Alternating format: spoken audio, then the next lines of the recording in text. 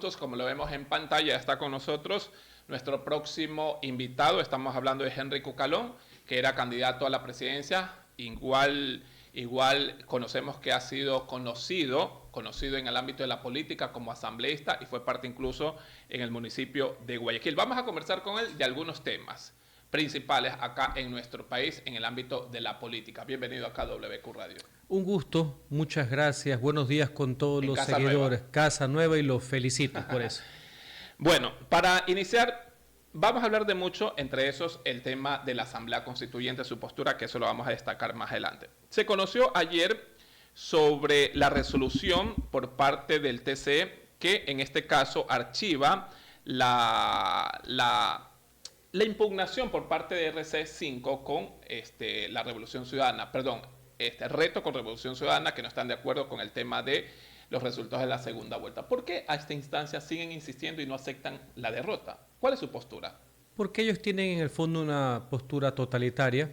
Hay un segmento de esa agrupación política que sigue las órdenes del dueño, del caudillo, que es el señor Correa, sentenciado. Veo que hay otras autoridades que han aceptado el resultado. Así es. Las elecciones del 13 de abril fueron inobjetables. El triunfo del candidato presidente fue claro, fue contundente, ha recibido un voto de confianza del pueblo ecuatoriano, que no es un cheque en blanco.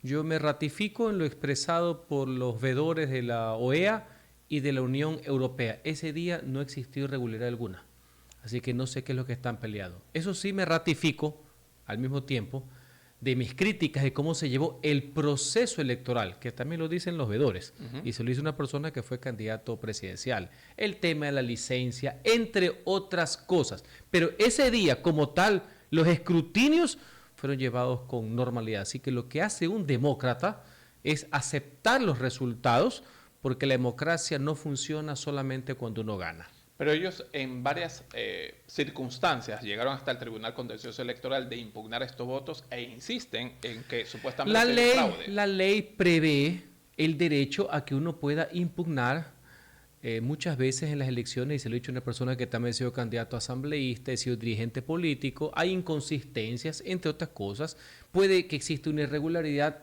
y el último paso es el fraude. Y uno tiene derecho a impugnar. Y tienen derecho también las autoridades electorales a decir que no hay fundamento para la impugnación. Eso en el aspecto legal, pues ya en el aspecto de fondo, pues recordemos que andan con la cantaleta de la tinta, que es una serie de cuestiones ya propias de Cantinflas. Pues.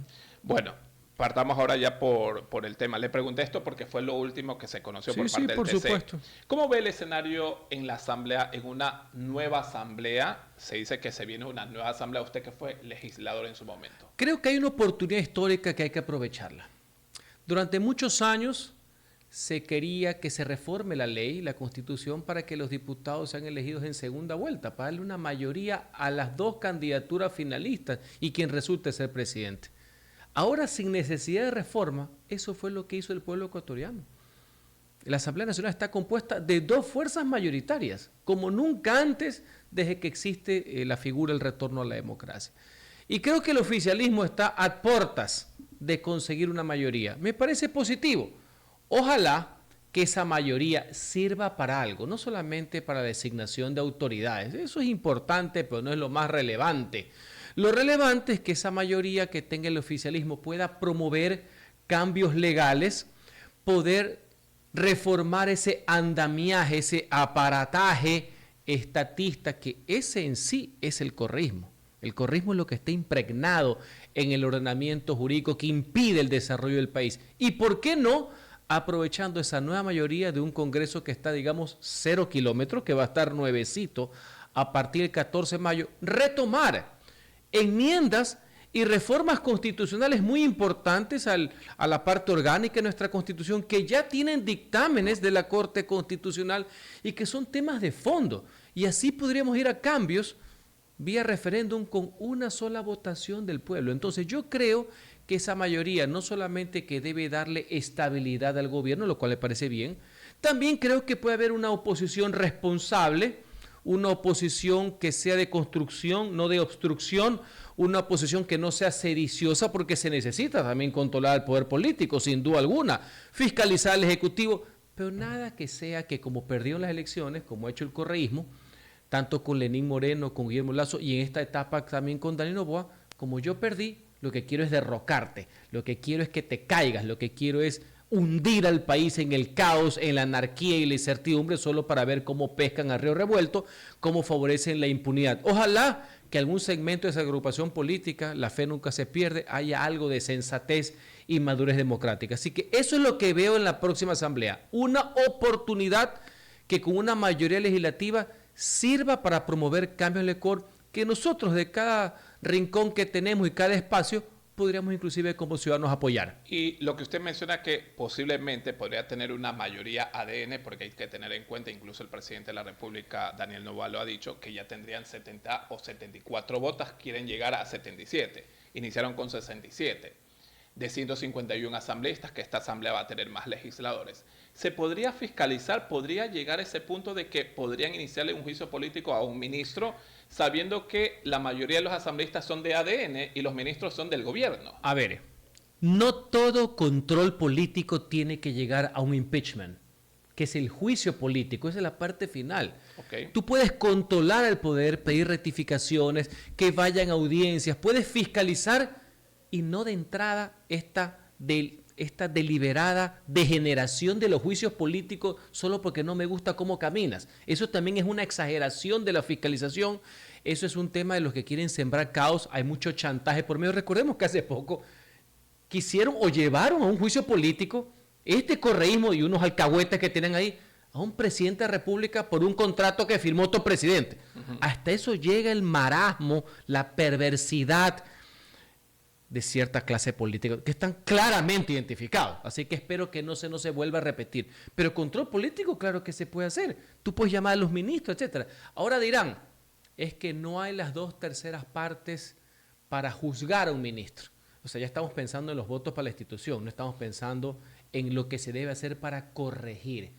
Los juicios políticos deben ser por excepción, ya el último paso de unos impresentables o quién sabe de un tema de corrupción notoria. Se lo dice un legislador pues que fue quien promovió la destitución del presidente de la Asamblea, José Serrano, y fue quien lideró la interpelación del exfiscal Carlos Vaca. O sea, yo sí sé de esto. Entonces, no hay por qué preocuparse el tema de los votos. Lo importante son las razones por las cuales fiscalizas. Yo creo en un control al Ejecutivo, porque aquí no hay cheque en blanco, aquí no hay licencia para hacer lo que se te venga en gana. Cuidado, también el gobierno se confunde con eso, pero tampoco debe ser el carnaval del relajo, por así decir, de que como tengo la mayoría, como hicieron los correístas y sus alcahuetes en el periodo pasado, para ver cómo desestabilizas al gobierno. Eso está mal. Ahora, le pregunto esto porque de alguna forma hay que tener ética, ser profesional y saber que fueron elegidos para servir y no servirse. ¿Por qué digo esto? Porque si bien es cierto, podría tener mayoría absoluta ADN, 77 votos que quizás podrían ser, pero querer fiscalizar o querer investigar a un ministro que es de mi propio movimiento político. ¿Se podría llegar a eso? Pero por supuesto, porque fiscalizar y controlar al poder no significa necesariamente una destitución. A veces se puede hasta corregir. Vea usted lo que pasa en otros países, en otras democracias. Vea usted en Estados Unidos cómo van al Senado, a las audiencias, que no es que se sientan al lado, se sientan al frente, por si acaso, ¿no?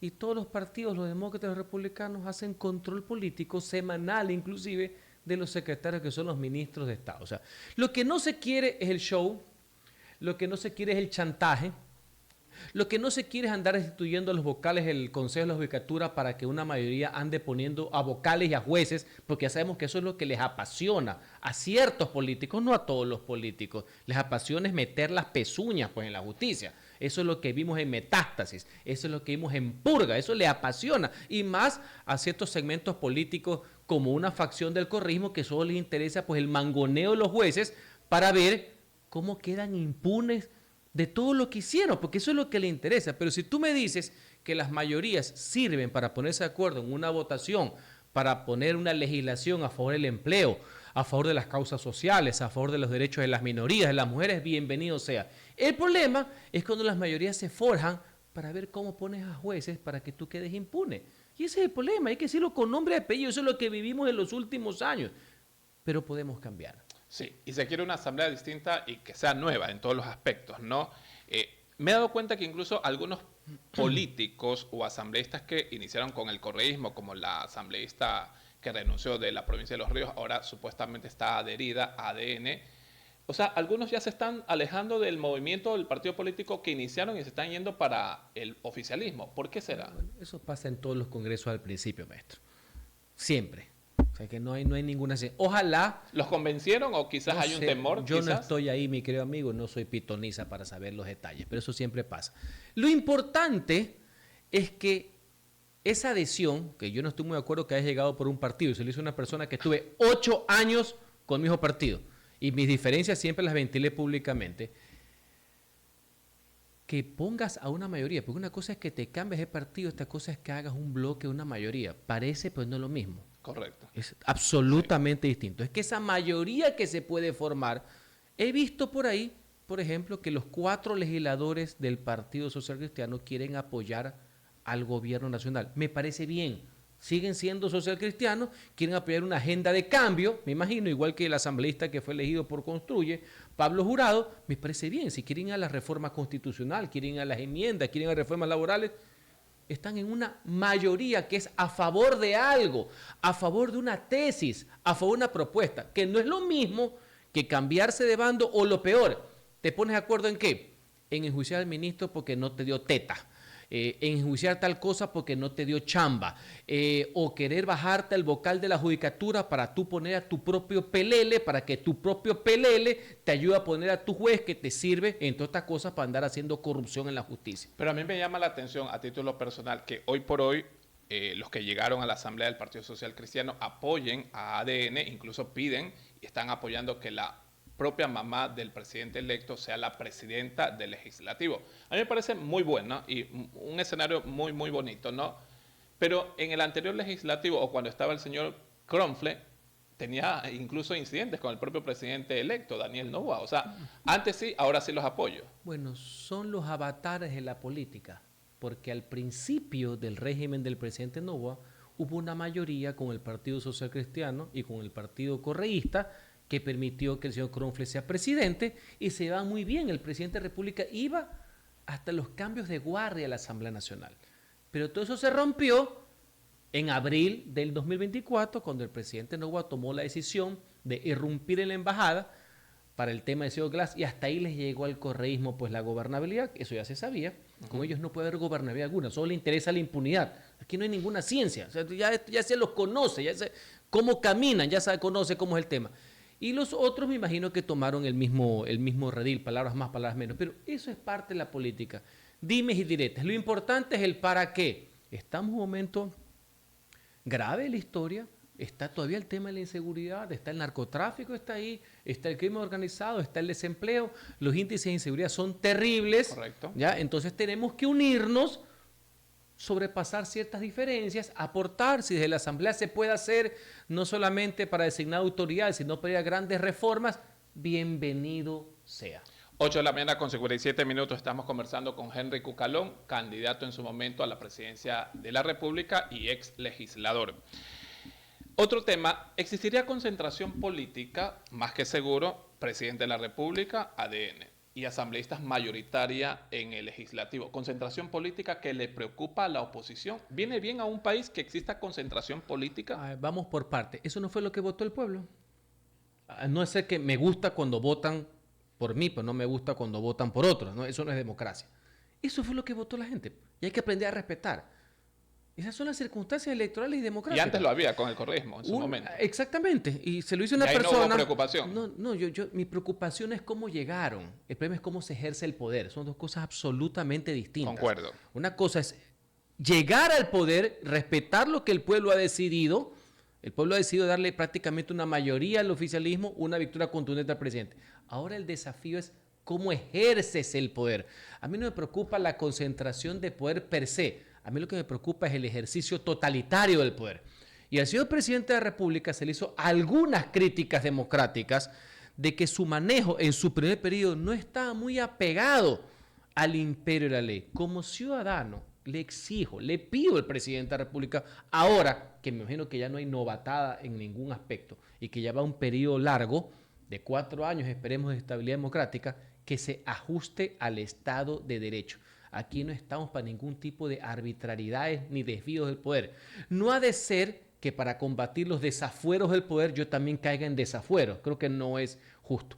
Para la concentración del poder existen lo que se denominan los contrapesos del poder. El legislativo es uno, la Corte Constitucional es otro, y eso es vivir en democracia y sujetarse al Estado de Derecho, sujetarse a la Constitución, sujetarse a la democracia. Así que el tema es cómo lo vas a ejercer. Si cada uno lo ejerce en función de sus facultades y atribuciones, no hay ningún problema. Si aquí queremos tener designios o prácticas autocráticas, que fue lo que criticamos el correísmo, no es que ahora hagamos lo mismo, pero se lo vamos a perdonar porque es de nuestra gallada, porque es de nuestra vecindad. Eso no es correcto. Conmigo no cuenten para eso. Conmigo cuenten como ciudadano para apoyar todo lo que promueva un cambio en el país, y lo quiero hacer. Así como en la segunda vuelta tuve que tomar una definición del voto y decirle a los ecuatorianos por quién tenía que votar o por quién voté, también lo digo. Todo lo que sea democrático, vamos adelante. Todo lo que sea prácticas totalitarias, autocráticas, ahí nos encontrarán. ¿Usted está de acuerdo con una futura asamblea constituyente? ¿Es parte del plan de trabajo que lo ha dicho en reiteradas ¿Usted está ocasiones? seguro que está en el plan de trabajo? O de lo que ha dicho, Daniel Noboa incluso dijo mejor. Que la sede sería Riobamba, ¿no? Estamos mejor. ¿Está de acuerdo usted Yo con una también lo asamblea escuché en la constituyente? segunda vuelta. Yo estoy absolutamente a favor de los cambios constitucionales, pero irrestrictamente a favor de los cambios constitucionales. Y hay varias alternativas. Una primera alternativa es ir a una reforma constitucional, aprovechando esa mayoría que tiene la Asamblea Nacional. 2 debates en 90 días, ya están los temas de fondo que yo se los puedo decir, de carácter orgánico, de carácter económico, porque el gobierno no está hablando mucho de los temas, no sé si se ha fijado. Sí. Están más enredados en la parte legal, porque en la parte conceptual no hemos escuchado casi nada de las ideas. Pero en todo caso, vamos a esa vía, que es la reforma parcial de la Constitución. 2 debates, 90 días y un referéndum al pueblo. O sea, para mí esa es la vía más rápida de ir a los cambios que, según los dictámenes de la Corte, que me los he leído todos, casi todo lo que queremos se puede hacer por esa vía. Pero ahora bien, como yo no soy conservador y no me gusta defender el status quo, sino que estoy proclive a los cambios, yo no descarto la Asamblea Constituyente. Me gusta la Asamblea Constituyente, pero hay 2 acápites que no los escucho en estos días.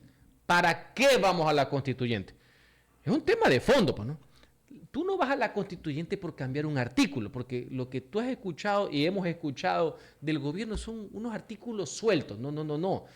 Es cuál es el rumbo del país, cuál es la visión del país. No he escuchado absolutamente nada al respecto. Ahí se tratan temas fundamentales. Yo puse uno en la entrevista al Expreso el día domingo. ¿Qué dijo usted? Para poner ahí la pica en Flandes, como se dice. Ya pues debatamos si el Ecuador debe ser unitario o federal. Esos son los temas de fondo, con condumio, no una reforma que no me gusta un artículo del COIP. No, señor, esto es un tema trascendental. Yo no escucho nada, no me llega nada. Y segundo, si ya vamos a una constituyente, que no tengo ningún problema, como ciudadano puedo apoyar los cambios, que sea respetando todo, pues, ¿no? Pues ya escuchan lo que está pasando, ¿no? Ya quieren saltarse los pasos, quieren bypasearse la Constitución, quieren pasarse por el forro los dictámenes de la Corte Constitucional. Ahora vamos a ser más arbitrarios que los que criticamos. Entonces, si para hacer una constituyente te piden 3 pasos, que son consulta popular, elección de asambleístas constituyentes y referéndum, hay unas voces que dicen, no, eliminemos un paso, solo 2. Y ayer escuché otro, no, eliminemos todo, solo 1. Ya qué lindo. Entonces, cuando el arbitrario es el que está al frente, que es mi enemigo, es lo peor que hay en el mundo. Pero cuando yo quiero hacer el bypass, cuando yo quiero sacarme la vuelta, como decimos en el colegio, me imagino que aplauso entonces. No, yo no estoy de acuerdo con eso. Así que si vamos a la constituyente, la hacemos bien. Nada de constituyente express, nada de constituyente light y nada de constituyente a dedo. A dedo, porque también por ahí he escuchado una ocurrencia que no hay que elegir asambleístas constituyentes, sino los funcionales. Entonces las cámaras ponen uno, la función ejecutiva ponen otro. Señores, eso no cabe. Eso ya vire en la página. Pero no veo que sí lo has escuchado, ¿no? Sí, lo he escuchado. Yo también lo he escuchado. Entonces, si nos vamos a la constituyente, que yo como ciudadano que quiero los cambios en el país, que tengo ideas, yo no tuve votos, pero tengo bastantes neuronas todavía. Vamos a la constituyente, pero vamos bien, no saltándose las cosas, nada a dedo y peor expresa. Pese a que para una asamblea constituyente, si es que se llega a dar, que creo yo en un futuro que quizás no se vaya a dar, genera un gasto. Incluso se habla de $200 millones, la construcción, necesitas un proceso, necesitas gastar, evidentemente hay elecciones y puedes utilizar cualquier infraestructura para que los constituyentes se reúnan. Pueden hacerlo en el Salón del Senado en Quito, pueden hacerlo en Riobambo, que es la cuna del Ecuador en 1830. Recordemos, hay varios ejemplos en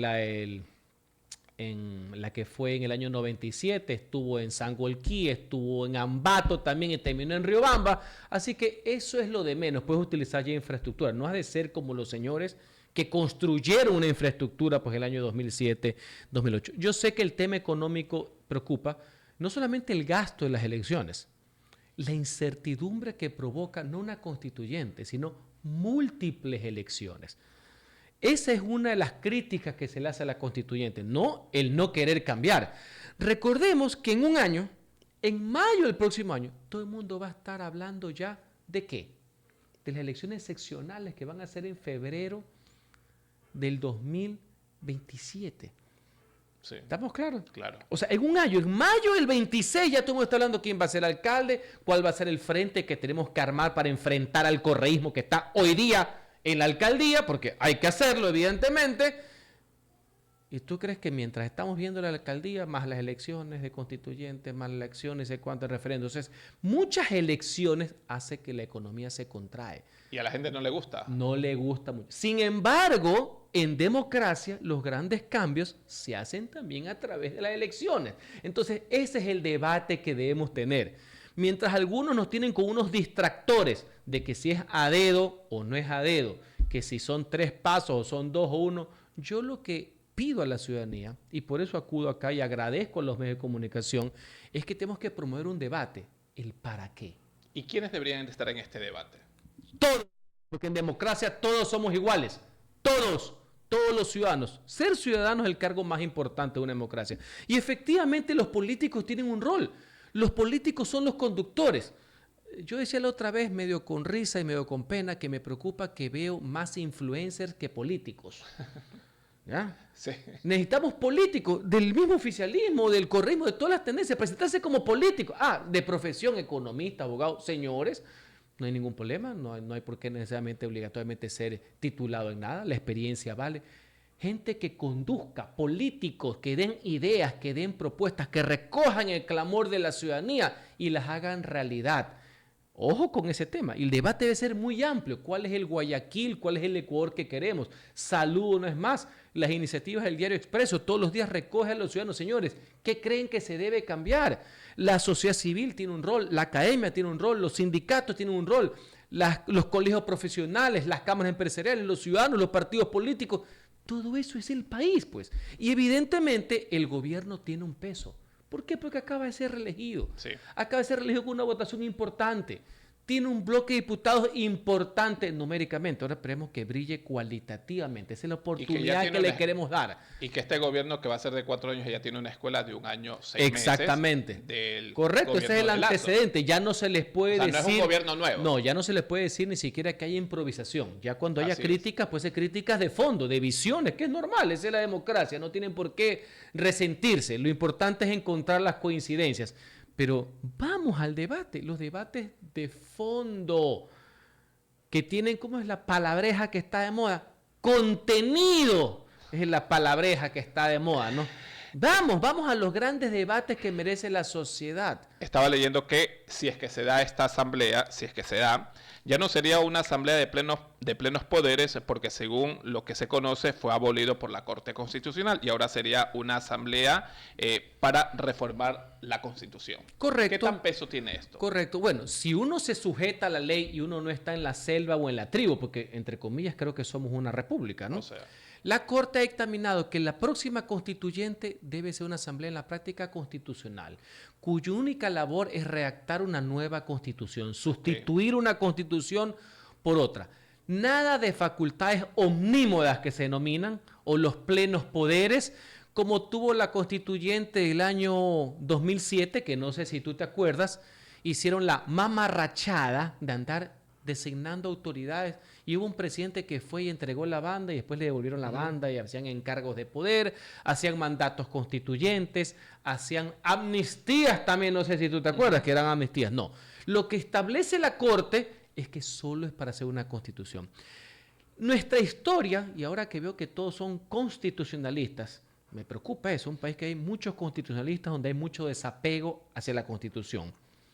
Y se lo digo como político, porque yo soy político, y aparte tengo una maestría en Derecho Constitucional, pero eso es secundario. Yo soy primero político, que es otra cosa. Cada vez que se instaura una asamblea constituyente, tienen ese fervor, ¿cómo es que le llaman también? La otra palabreja, refundar todo. Creen que con ellos nace todo. O sea, como que han sido designados por teoría divina para hacer todo. Se necesita mucha sensatez. Por ejemplo, en la constituyente del 97 hubo la sensatez, pero claro, la dirigió Osvaldo Hurtado Larrea, pues, expresidente de la República, autor de 25 libros de ciencias políticas. Pues, ¿no? Y quien estaba en el Congreso, porque no sé si tú te acuerdas en el 97, porque no es que estamos hablando de historia de hace varios siglos, hubo una asamblea constituyente constitucional a la práctica y había un Congreso al mismo tiempo, que es lo que pasaría ahora. Pero en el Congreso estaba Heinz Beller, pues, ¿no? Por si acaso digo, ¿no? No es todo solo un tema de números, es de quienes hacen la política. Entonces estaba Osvaldo Hurtado aquí y estaba Heinz Beller acá. Convivieron. Eso es lo que dice ahora la Corte, ¿no? No es que la asamblea que hemos leído por 4 años va a desaparecer. Tienen que convivir. ¿Tienen la madurez democrática para convivir? La gente, los ciudadanos de a pie que están angustiados, que no los asalten, que no los maten, que no los violen en la calle, están en la línea que van a haber 2 congresos al mismo tiempo en la práctica. Y también la historia nos dice que la antepenúltima asamblea constituyente, la del año 1966-1967, donde la clase política, los partidos políticos enviaron a sus mejores cuadros. Ese es un desafío para nosotros, que los políticos no se escondan, ni manden a sus guardaespaldas ni a sus pasacafés. No, que vayan ellos mismos. En la constituyente de 1966 fue Carlos Julio Arosemena Monroy, expresidente de la República, que en la Asamblea logró que degraden a los militares que lo derrocaron a él, valga la aclaración, a los coroneles de la traición. Fue Gonzalo Cordero Crespo, Andrés F. Córdoba, que habían sido presidentes de la República. Estamos hablando de políticos, de peso. Asad Bucaram, que era el líder supremo del CFP, fue asambleísta constituyente. Y no era profesional, por si acaso. Y fue vicepresidente. O sea, fueron ellos directamente a ser la voz de la gente, los líderes políticos. Entonces, ¿qué modelo queremos? Ese es el desafío, ese es el debate que hemos promovido. Una asamblea de sastres que solo hagan un traje de confección al poder de turno. ¿Queremos algo para pensar en el país? ¿Queremos un tema de reforma puntual? Señores, si queremos unas reformas puntuales que ya las hay, señores, vámonos por la asamblea. Vamos a una enmienda y una reforma parcial, una sola votación. Aprovechemos. Entonces, eso es lo que yo quiero promover como ciudadano, que como te das cuenta, creo que conozco un poquito. No significa que tenga la verdad. No significa que me las conozca todas. ¿Y se podrá tener esa asamblea con políticos, hablando bien como políticos, con una asamblea que incluso tiene en su mayoría jóvenes, sin cero de experiencia? Bueno, es que la juventud no es ningún problema. Yo creo que debe haber un equilibrio entre la juventud y también la experiencia. Febres Cordero fue asambleísta constituyente a los 36 años. Era joven. Así inició su carrera política. Pero ahora hay un asambleísta de ADN que tiene 19 años. Bueno, el pueblo lo eligió. Y también hubo constituyentes de 25 años. Francisco Arizaga en su momento. O sea, hay de todo. Por Dios, no nos engañemos. El tema no solamente la edad, sino qué es lo que tú eres. Camilo Ponce, Carlos Julio Arosemena, Jaime Neudó Velasco han sido ministros de Estado a los 29 años de edad. Pero eran Camilo Ponce, Jaime Neudó Velasco y Carlos Julio Arosemena. El tema no es la edad, ¿no? El tema es quién eres tú. Correcto. Estamos conversando con Henry Cucalón, ex candidato a la presidencia de la República. Para concluir la entrevista, ¿usted ha tenido acercamiento con el gobierno? Si le proponen de pronto ser parte de este gobierno nuevo, ¿lo No aceptaría? he tenido ningún acercamiento con el gobierno acaba de ser elegido, como ciudadano en la segunda vuelta voté por el gobierno por descarte, porque no podía votar según mi criterio por el correísmo, porque es una vía totalitaria, antidemocrática, cuyos líderes solo favorecen a la impunidad. Como ciudadano estoy preocupado que las cosas vayan bien. Creo que el gobierno merece que le den una oportunidad de plasmar sus propuestas, su programa, su plan de gobierno. En muchas cosas podemos coincidir y cuando haya diferencias van a ser llevadas con altura. Esto no es un tema de cargos ni puestos democráticos. Pero sí, no descarta si de pronto No lo es que llaman. descarto. No, ese ya es una etapa No. superable. Ellos O sea, ya tienen no el va a estar- pleno derecho. No, yo no he dicho que no voy a hacer nada, pero para eso hay elecciones, hay otras posiciones. Estoy en el libre ejercicio profesional. Estamos ahorita en esta coyuntura en los medios de comunicación. Yo no estoy buscando ningún cargo. Yo ya he tenido, salvo la elección popular, acabo de perder una elección. No fui elegido presidente, pero yo no he sido vencido como Pero fue persona. ministro de gobierno en su momento. Fue Si ministro- lo llama, quiero que seas mi ministro, No ¿aceptaría o estoy no? para suposiciones, no es mi plan de gobierno.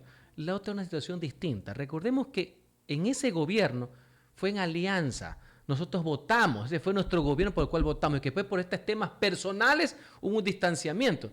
Pero en el 2021 nosotros llegamos en alianza con ese gobierno.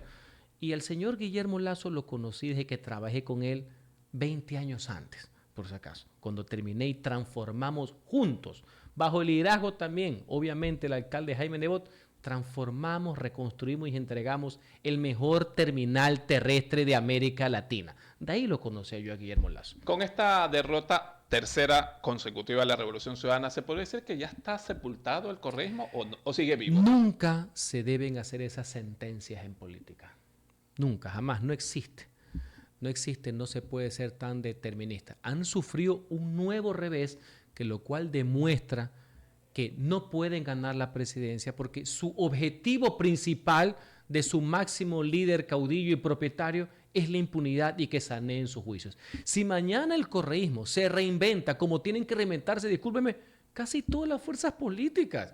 Debe oxigenarse, Hagamos y una esto es saludable. autocrítica.